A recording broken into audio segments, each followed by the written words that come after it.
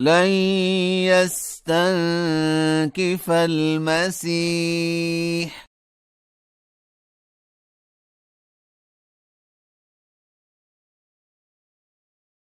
أن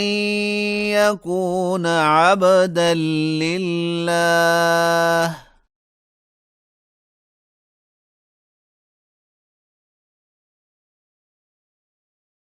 ولا الملائكة المقربون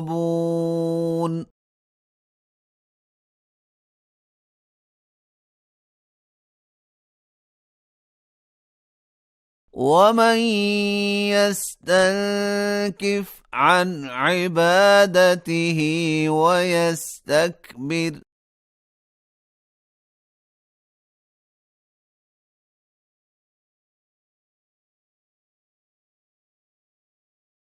فسيحشرهم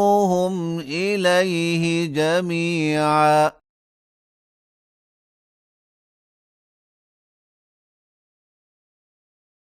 فأما الذين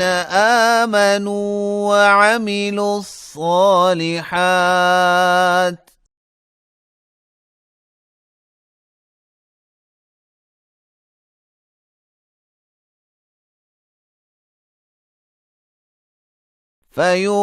فيوفيهم أجورهم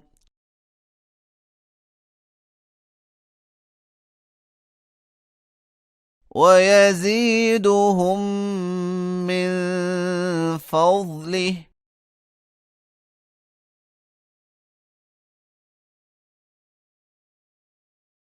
وأما الذين استنكفوا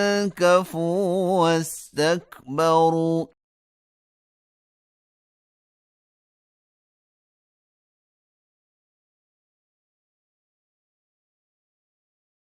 فيعذبهم عذابا أليما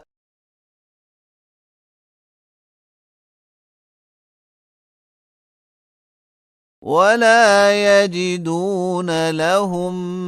من دون الله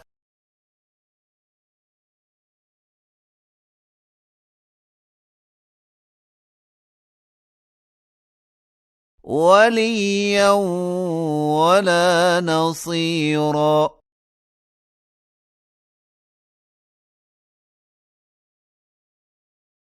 يا أيها الناس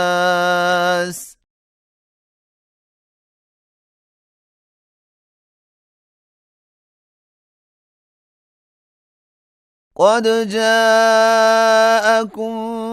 برهان من ربكم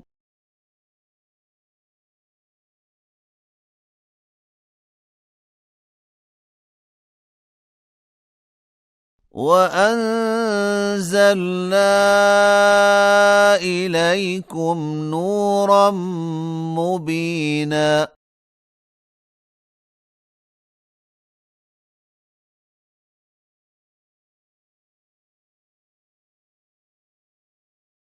فأما الذين آمنوا بالله واعتصموا به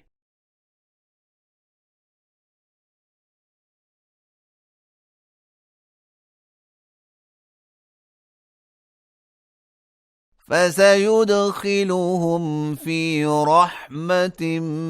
منه وفضل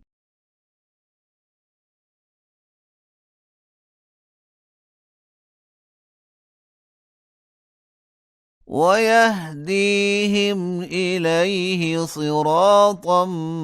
مستقيما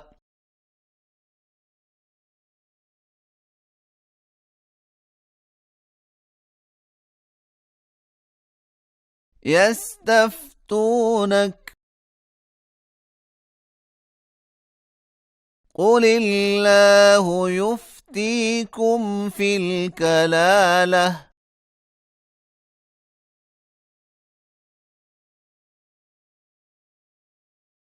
إن امرؤ هلك ليس له ولد وله أخت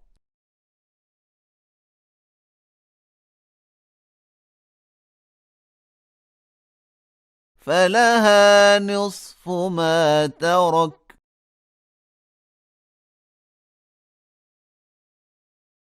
وهو يرثها إن لم يكن لها ولد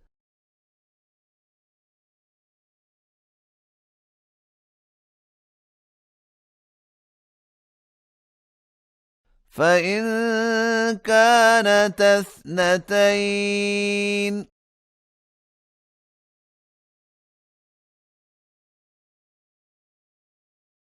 فلهما الثلثان مما ترك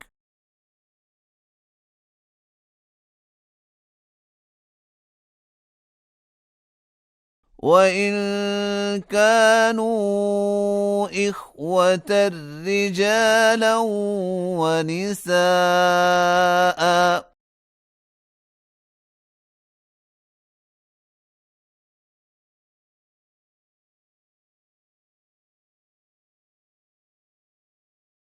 فللذكر مثل حظ الأنثيين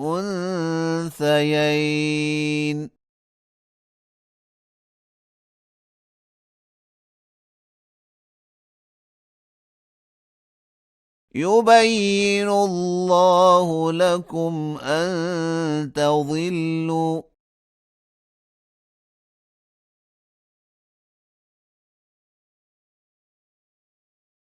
والله بكل شيء عليم